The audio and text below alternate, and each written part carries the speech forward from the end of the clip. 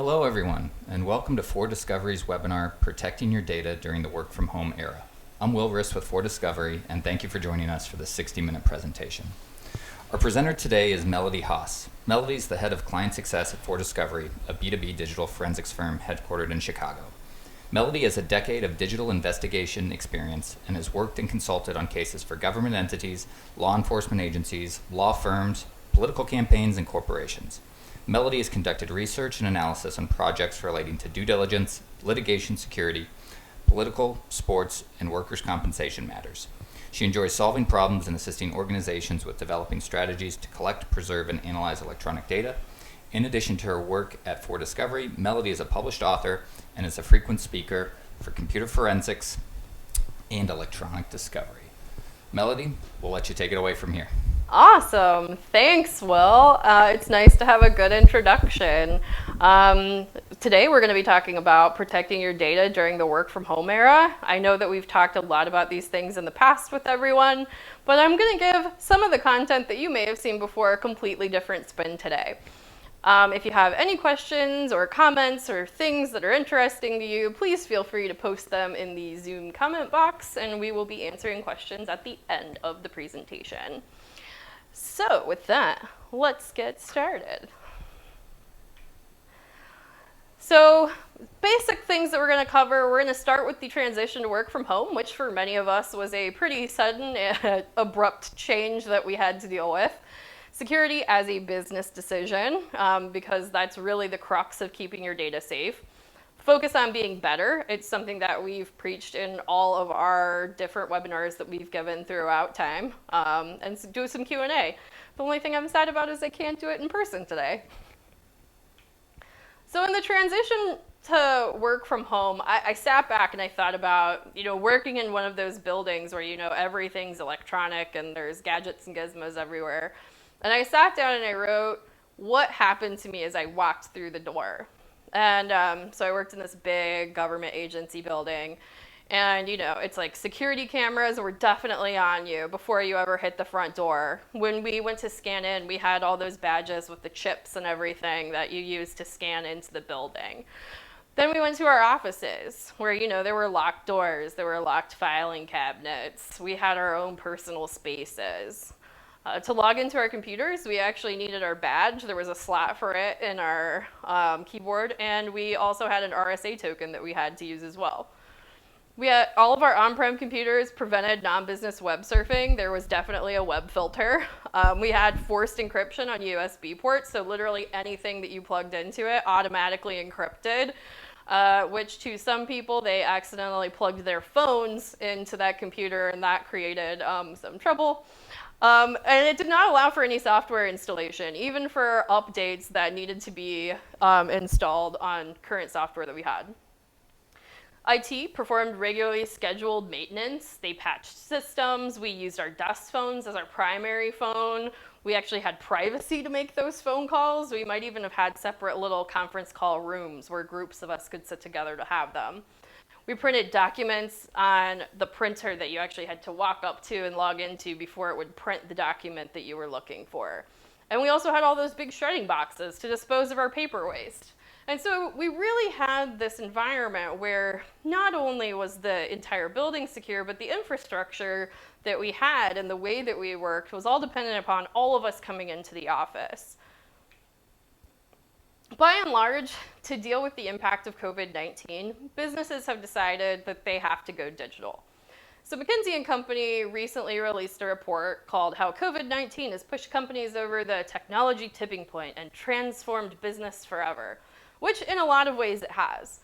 The increase in remote working and/or collaboration that people responded, they said that they had to do that in 10.5 days on the average. That's how long it took them to actually implement this change.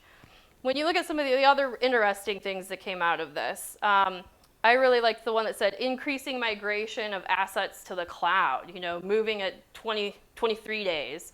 Buying all the extra stuff with security spending, another 23 days. So essentially, somewhere between 10 and 30 days is about as long as companies had to figure out how do we take these workforces that have been in these secure buildings with all this technology and essentially turn it into work from home. Everyone's office now is literally like their kitchen table or wherever their spouse or kids aren't or where their roommate isn't. We're all trying to make it work. It's not necessarily the most conductive work environment. Some people are actually working at their kitchen table. It's the same room that the kids are doing homework at. And ultimately, you now have as many offices as you have employees. When Chad said that to me the other day, it completely blew my mind. I thought to myself, wow, I didn't think about it in those terms. And realistically, they control who comes in their homes. Most likely, they don't have security cameras and fobs to get into their building. They might be working at their kitchen table, have no filing cabinet, have no place to actually put any of those important files. They really are their own network administrators, especially if they're doing bring your own device. They're not only running the Comcast account, they're also the person in charge of installing updates on their machines and taking care of their equipment. And a lot of times people aren't patching their systems the way that we should be, whether it's at a personal or corporate level. We see that all the time in our incident response cases. And most likely they have no printer with all the fancy logins and they don't have a shredder. And so you're dealing with a completely different physical environment for working from home. So now we're going to talk about how security truly is a business decision. Something everyone's familiar with seeing are the 4 types of risk mitigation. In security, we typically talk about it with, accept, hey, yes, I know something bad's going to happen. I'm okay with it. That's your acceptance. Avoid. Literally, I remember when all the file sharing services were starting to become popular, there were CEOs and CTOs that said, hey, I don't want all of our stuff in the cloud. What's this cloud? It's just somebody else's computer, which is true. And they said, hey, rather than do that, we're just not going to use Box or Dropbox. To transfer risk, usually you use something like cyber liability insurance.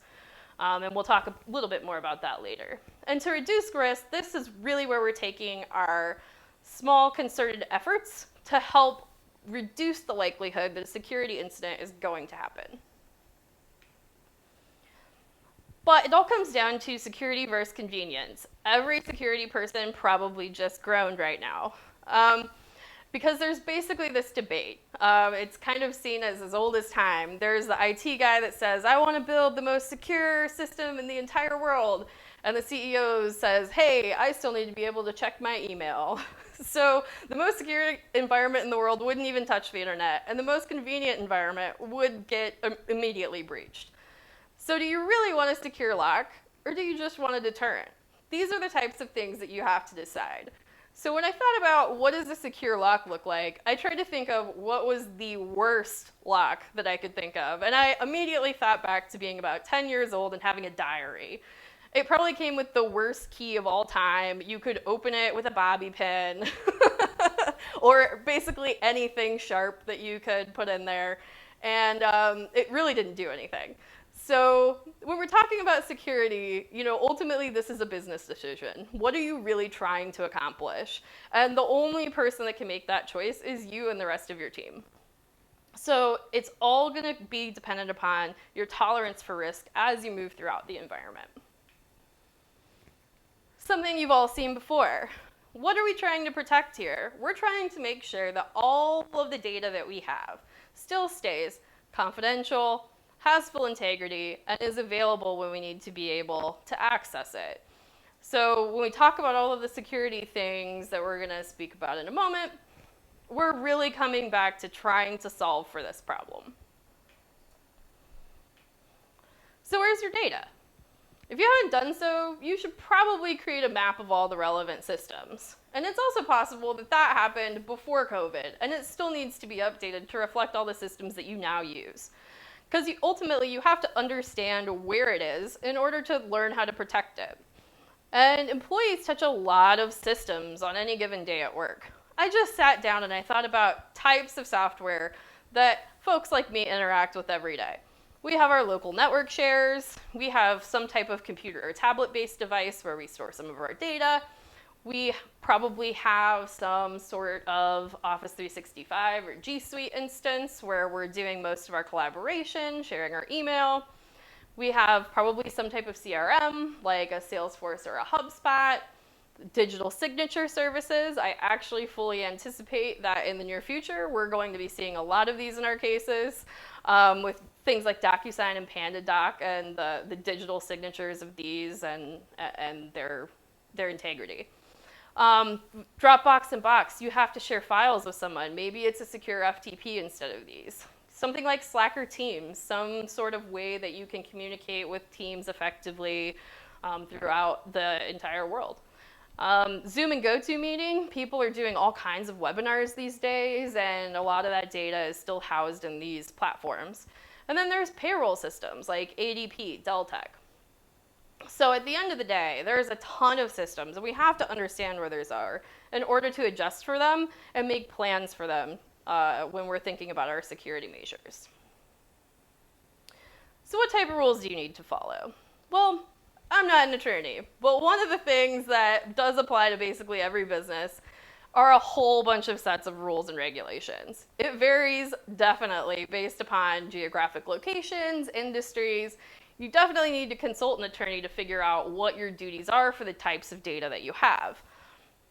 There's a bunch of example laws and regulations that you can think of, but a few of the ones that have come up recently in cases that we've been working on are HIPAA. People are really worried about all of this health information traveling back and forth between systems that may or may not be secure. And going back to things like Sarbanes-Oxley and some of the securities laws, people are really worried right now about how secure the data is involving all of these mergers and acquisitions and transactions that are happening that may affect stock prices. And so that information all needs to be protected. So really fully understand what applies to you as you're building out this plan as well. This is the best part. Everybody, would like to say that it would be great if we could all be perfect, have this like perfect environment where everything's set up great.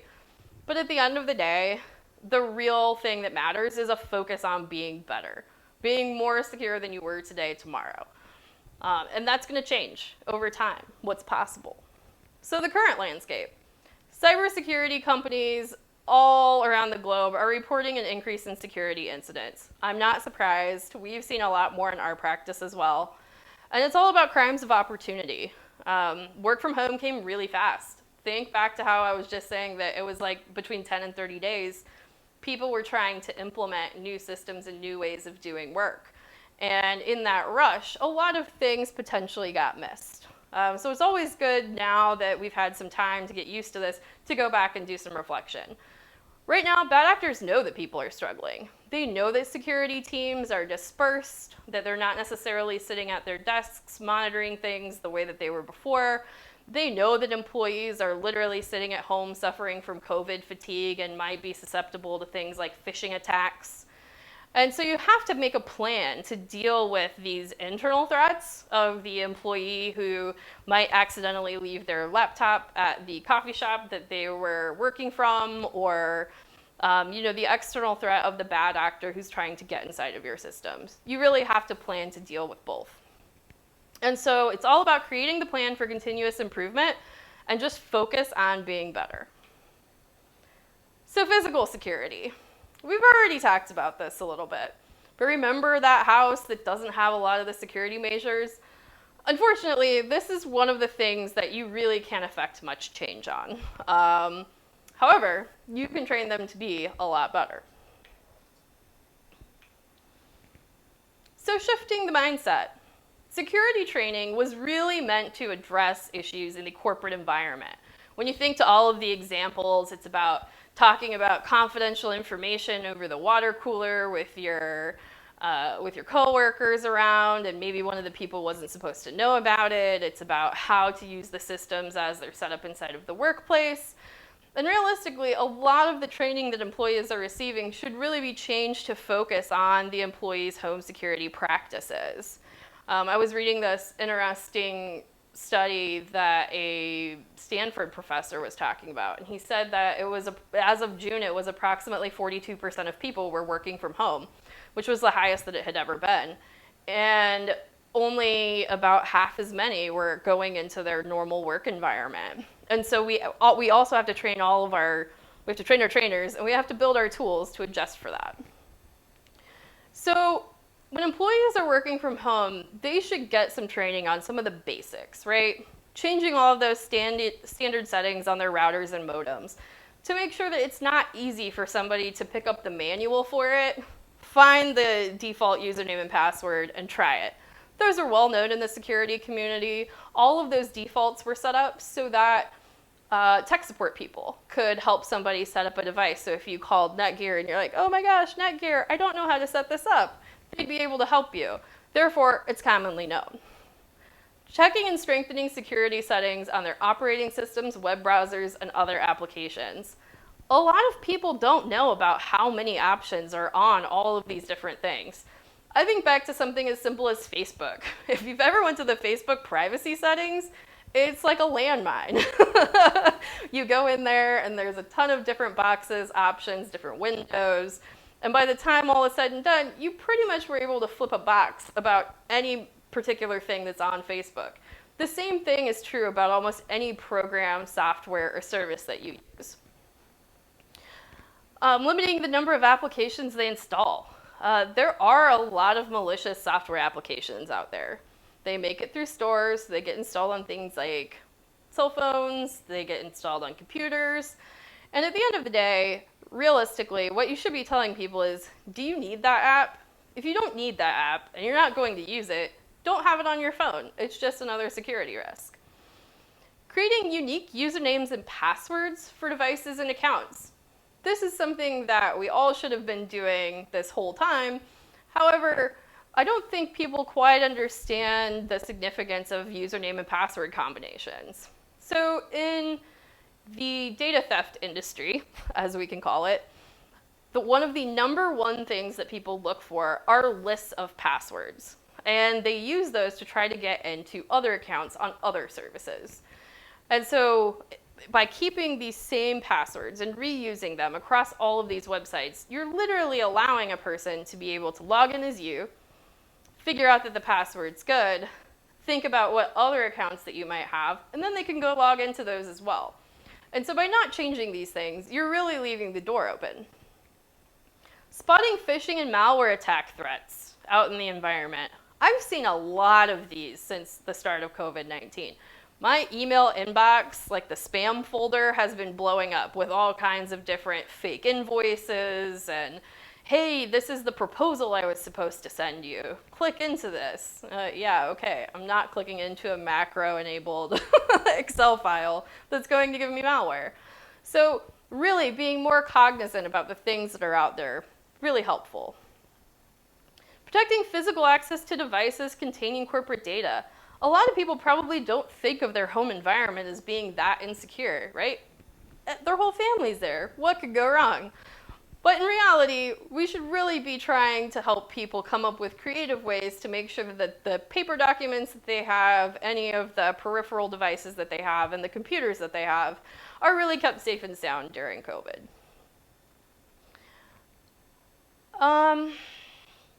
Disposal of documents. This one's always a little tricky. So a lot of companies have either no data disposition policy, or they might have some form of data disposition policy, but it may or may not be followed. As it comes to people working from home, there should be at least some guidelines about how they're supposed to deal with any printed copies of documents that they might have printed off for, let's say, proofreading, or because they were working off of a list for their sales list. These types of things, you should really give them creative solutions of how to dispose of them, or ask them to shred them. And then how do they report security incidents? Was your incident response plan, handbook, updated before COVID? Was it updated after COVID? These are things that people need to understand. Like, if they have a security incident on their computer, who on earth are they supposed to call? What are they supposed to do when something happens? Just keeping them trained up on that will actually help you catch security incidents a lot faster as well. Newsletters and bulletins. This is really underutilized. A lot of companies send out newsletters. One of the things that I thought was really cool was when I worked at one place, they actually always had a section focused on security. That wasn't the business that we were in, but it was definitely one of the things that they thought was important enough to share. So consider adding a security section that contains some relevant items. So some ideas, I just thought of these off the top of my head. Upcoming changes to security. Sometimes there's a big patch day coming up, or maybe they're going to be changing the way that you authenticate into the system, things like that. Alerts for current threats. IT gets a lot of spam, a lot of phishing, a lot of bad things coming into their door. Give them some time to tell you what the most common things that are coming through are and what people should be on the lookout for. Helpful tips and tricks for securing data at home. Throw a few in every newsletter. It will really help. And then even SANS, who a lot of people use for their training when it comes to security and digital forensics, they have a newsletter called Ouch. And Ouch is for the average computer user. So it's something that's really beneficial to them that they can read, and it's designed for the average layperson about different security practices. They have a really good selection right now, so you can go dig into their archives. And I believe that it is also Creative Commons, so you can circulate it yourself. BYOD. This is the one that always hurts. You know, the easiest way that most people could have transitioned during COVID was to send people home to use their own equipment. BYOD is definitely not recommended from a security standpoint. You lose a lot of rights when the data is being stored on somebody else's device. So, you know, stop to consider some of these points. BYOD requires employee consent and permission to access data. This means that, let's say you're doing an internal investigation and you think that something might be going on with that employee. Well, you're going to have to ask them to look at their computer to find that information. Most likely, that's not going to go so well. Usually it ends up with some attorneys, people going back and forth, and a digital forensics firm like ourselves getting brought into the middle of it. Employees are really now their system administrators. You don't know if they're patching, what types of software they have installed, what their current security practices are in terms of how their internet is set up at home. It's really a lot of question marks in terms of how secure this data really is. You know, were employees ever given guidelines about how to manage devices for security? A lot of them probably weren't. And so without a lot of guidance, they might be struggling to make sure that that environment is secure. Did IT install any device management or data loss prevention software? We see this every once in a while with cell phones. We see it much less routinely on computers. So this is another thing to consider as well, because if this software isn't there, IT has really lost control of the devices as well. How are you going to access data for litigation holds, discovery requests, internal investigations? They don't necessarily have to cooperate with you, and that is ultimately the scary part here. And during employment termination, do they have to sign something saying that they have certified the destruction of any of the files or the return of it? This is often not a common practice. We don't see it a lot, but it really does come in handy in the event that something was taken in the future. And, you know, me as a person who has seen this play out very badly many times in legal matters, I would like to say if you currently have BYOD, strongly consider any alternative to that practice, because it becomes much more costly and damaging to have to try to unwind it later. We've all been talking about passwords for years. Passwords are how we've logged into stuff pretty much forever. Every bad actor knows that passwords are the greatest weakness. So some things to consider here. Default administrator usernames and passwords. On a lot of off-the-shelf equipment, this doesn't necessarily get changed. People set it up, they walk away, they forget about it, it's gone. Past data breach repositories for username and password combinations. This is the #1 reason your data is so valuable, because they're able to use it to get into that next account. And people reuse usernames across platforms, even in the corporate environment. We see this a lot with IT administrators who choose to use the same administrative password across different systems. However, if for some reason that administrator is breached, that same set of credentials can be used to move throughout the entire organization's data structure. Definitely not a recommended practice. So better password control. Create usernames and passwords for everything, unique, always, not the same as somewhere else, even across all of those different internal systems and applications. Change all the default stuff. Require strong passwords that routinely change. It used to be that this wasn't as much of a recommended practice, but given that we have data breaches, you do want to make sure that they do get changed on a routine basis to prevent being captured in a previous data breach. And you want to make sure that they're long in length and they have a variety of characters. Reason being, if this is an encrypted password database, it's going to take them a lot longer to figure out what the characters are by the longer it is. Consider buying a password manager for your employees. A lot of these companies actually offer discounts to corporations and groups. Password managers really help simplify both the generation and the storage of these difficult to remember passwords. And use a very strong wallet password. So then really, you only have to remember one really super strong password to get inside of this password wallet. And don't sync this data to the cloud. Don't trust anyone else with it. Keep it for yourself. One of my favorites, multifactor authentication. It goes hand in hand with common username and password issues. So multifactor is a combo of something you know, in the traditional sense, a password, something you have, usually a token. It can be a hardware token like a YubiKey, or it can be something like a token that's stored on a piece of hardware. So Google has those for authenticating via the Google app. Or by something that you are, which like biometrics, your thumbprint, your eye scan, whatever people have chosen. Multifactor is definitely not new. Secure ID, those little RSA tokens that people have been walking around with, that's been around for about 20 years. And the saddest part is that in February of 2020, one of the chief security people at Microsoft who was in charge of, I believe, it's the identity authentication section. He said that in Microsoft, where they have multi-factor definitely available on all of their software, he said that only 11% of enterprises had actually adopted that practice. So when you turn on multi-factor, it's just literally one more step people have to go through. The issue here is that bad actors know everyone isn't using it. So when you use it everywhere. And once they try to log in with this bad username and password combo that they picked up from somewhere else, they can be stopped with multi-factor authentication because it's going to ask you for the key that's showing up on your RSA token. It's going to ask you to insert the hardware key. Or even two-factor SMS-based is better than having nothing.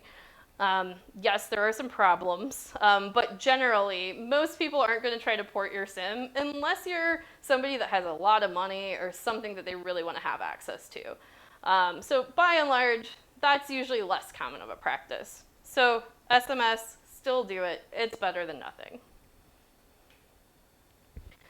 Principle of least privilege. This is one of my favorites because it routinely is not used well in the workplace. The principle of least privilege states that a subject should be given only those privileges needed for it to complete its task, and if a subject does not need an access right, the subject should not have that access right. So let's say that I'm somebody who's working in accounting, and let's say I'm accounts payable. Should I have access to all of the receivables and all of the other sections that might be there? Probably not, because realistically, I'm focused on one thing and one thing only. That's how you can think about principle of least privileges. It applies to all processes, users, and programs.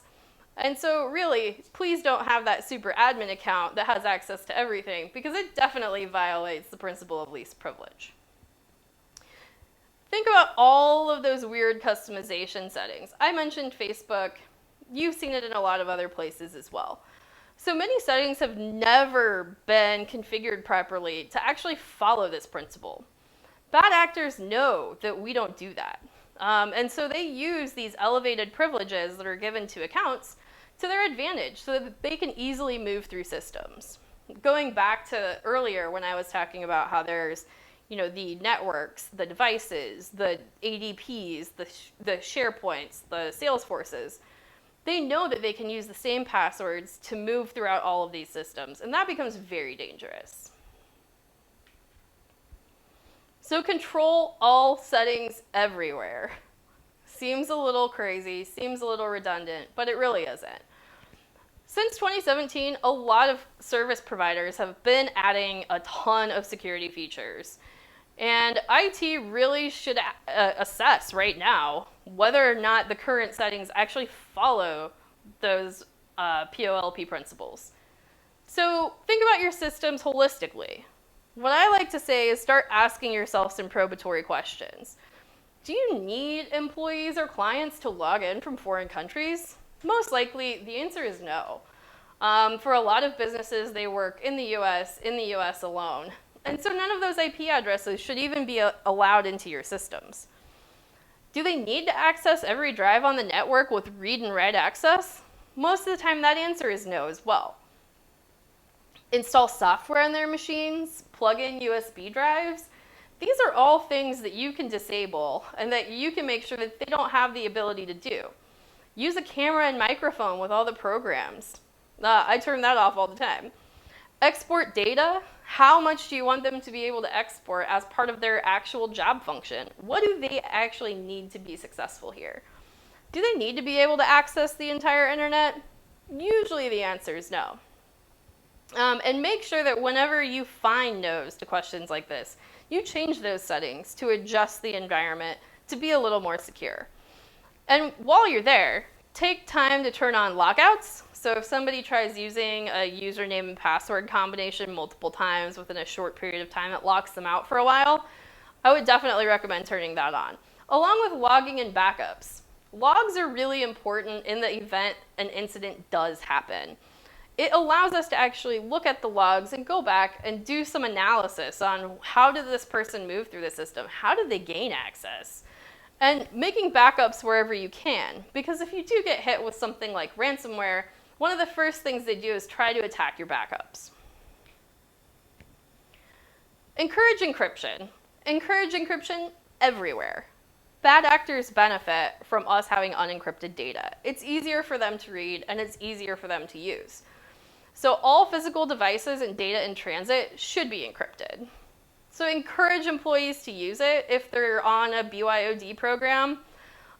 If you are issuing machines, make sure all of those are encrypted from the start and provide VPNs.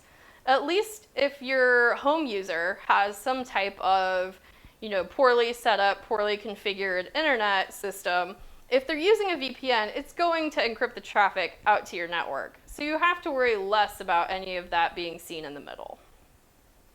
And as a bonus, sometimes it also helps with web filtering. Seriously though, get serious about patching. Known software vulnerabilities are always for sale. The longer they are active, the more common the attack becomes. So what we usually see in our business is people will get hit with something maybe once, maybe twice, and then all of a sudden we'll get 3 or 4 cases all at the same time of the same type of attack. And it's because more and more people start using them on the attacker side, thus you start seeing it more on our side. And bad actors know that these are unpatched and they take advantage of it any way that they can. This is one of the lowest types of hanging fruit. So get serious about patching. Have that routine weekly schedule and make it a priority to install critical updates even when they're not necessarily part of that schedule. Just to remind you, WannaCry ransomware affected so many computers, and if any of these computers, any of them at all, would have patched themselves 2 months prior, it had literally been out for 2 months, that spread wouldn't nearly have been as effective.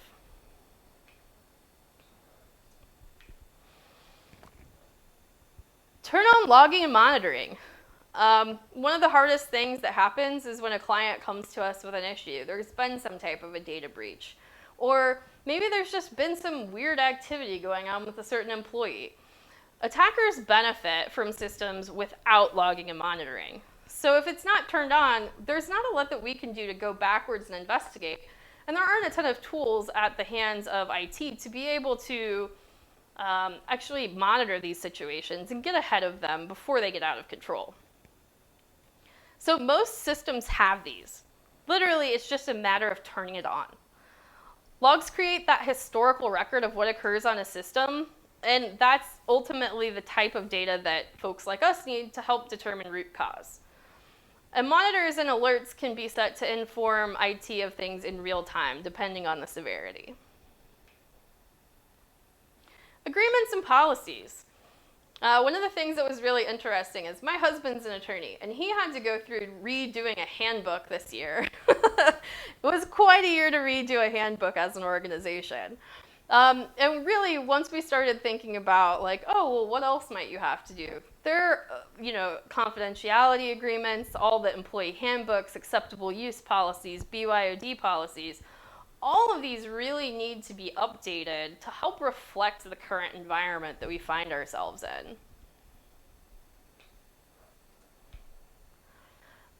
Backups are 100% critical. I will show this slide in every presentation if I have to, until people finally have good backups. 3, 2, 1 backups. 3 copies of your data, 2 different mediums, 1 stored off-site.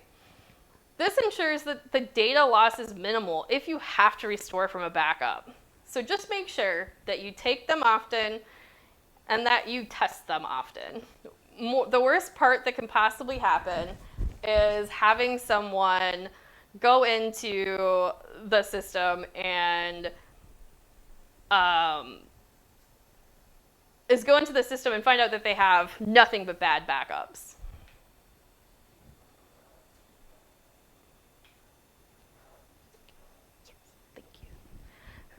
You can also transfer risk. So I said that we would talk about this a little bit, right? Insurance. That's the primary way that people are doing it these days. There's cyber liability, which has its own section of things that it usually covers. And there's cyber insurance. Back in the day, they also used business interruption insurance and some other things to go in tandem with this. That practice has kind of been in question, and some people are having issues using it in that same capacity. So make sure that you talk to your insurance brokers and you talk to your counsel about the types of things that would be good for you to have to help fill in any gaps that you have when you're making this technology plan. So I have a lot of takeaways here. So security practices really have to be shared, embraced, and followed by all. Nobody can be exempt. It starts at the highest levels of the organization with the C-suite, and it goes all the way down to the worker bees that support the entire organization. As long as this is part of the plan, it will help reinforce those values throughout the entire company. Without that, you start getting into some weird things that make it hard for people to communicate with one another about this, and it gets really tense when you start having those conversations about security. Stop to reconsider BYOD. BYOD, your data is really in the hands of an employee, and that's not optimal at all. Aim for continuous improvement. Create that master plan for security upgrades. How are you going to change and adapt to get this process going? And encourage IT staff to be empowered to bring new ideas and new changes to the table. They're constantly getting updates from the different software vendors that you use about new features, new things that you might want to turn on. And so they should really be empowered to help make some decisions to make your data more secure. Secure passwords and multifactor, use it everywhere. It's literally the easiest 1-2 punch to protect your data. Transfer your risk with insurance. Don't leave yourself exposed. And choose a plan that's right for you. I could have sat up here and I could have told you what the most secure plan on the planet is in terms of data security. But that doesn't necessarily mean that it's something that would have been right for your organization, or it's something that you easily could start implementing now. It might be something that you would have to plan for and work towards. So instead, always keep in mind that concept of being better and moving yourself along.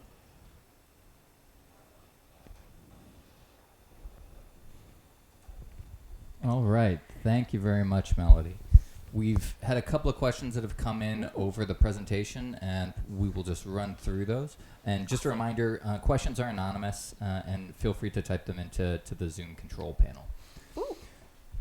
So you mentioned both two-factor authentication and multi-factor authentication. What's the difference and which one is better? Ooh, good question. So multi-factor authentication, you can think of as being the branch. It's the big tree. Two-factor is one component of multi-factor authentication. In fact, you can have some forms of multi-factor authentication that actually use 3 forms of security. I've literally read about the person that has to enter the password, the badge, and the thumbprint. I myself have never had to do that, but I know it happens. And then when you look at two-factor is really only 2 things. Typically, it's SMS-based. The reason that SMS-based is not really recommended as a practice is because it's easy to port phone numbers. There are a lot of bad actors that do this all the time.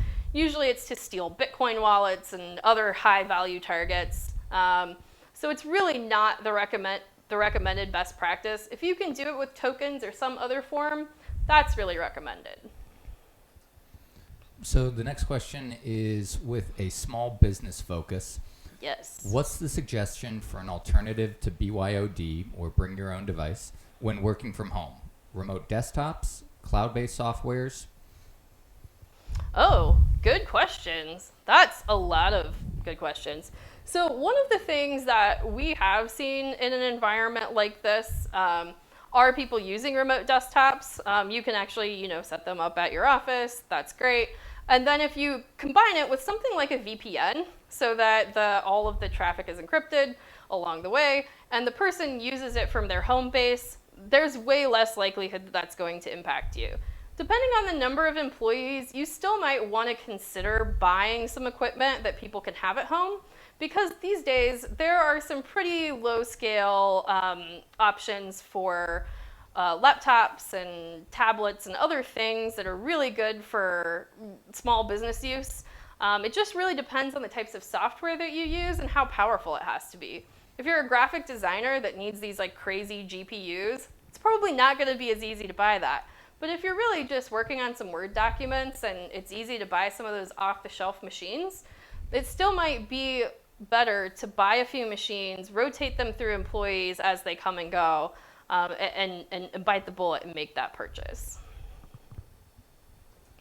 And it looks like we have one more. If I'm starting to make some implementations to my work from home team, is that something I need to integrate my IT department with? Yes. Your IT department should be present in all of these conversations. What I like to say is that when we're talking about updating a security plan, you really have to have members of operations, HR, IT, and a bunch of others that sit around a table together as stakeholders, and they talk about what some of these changes would mean, how it would actually impact business. Because if today IT said, hey, I think it would be great if I shut off all of the IP addresses that aren't in the United States, whoops, that's going to be really hard if a good segment of your customer base who needs to log into a place where you share files is coming from China. They're not going to be able to do that anymore. And so one of the things that you have to consider is how each and every one of these is going to impact your businesses and all the different segments that you have as well. Fantastic. Another question. Can I get a copy of your slides? And I'm happy to field this one.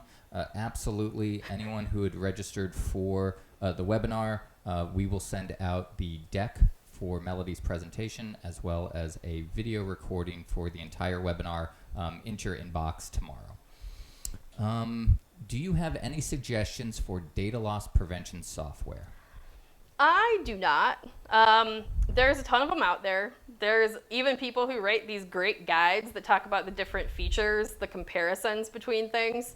What I would like to say is I like to talk to people who are in a similar industry, read some of the security magazines and their analysis and their reviews of some of these software, and start to figure out what all of the different features and functions that you want are, and how you can get that at the right price point. Because some of these can be really expensive, but they might have so many bells and whistles that you're not going to use anyway. So you want to make sure that it's something that's right-sized for your work. And Melody, it doesn't look like we have any additional questions that have popped up, but do you have any final thoughts before we wrap up this afternoon?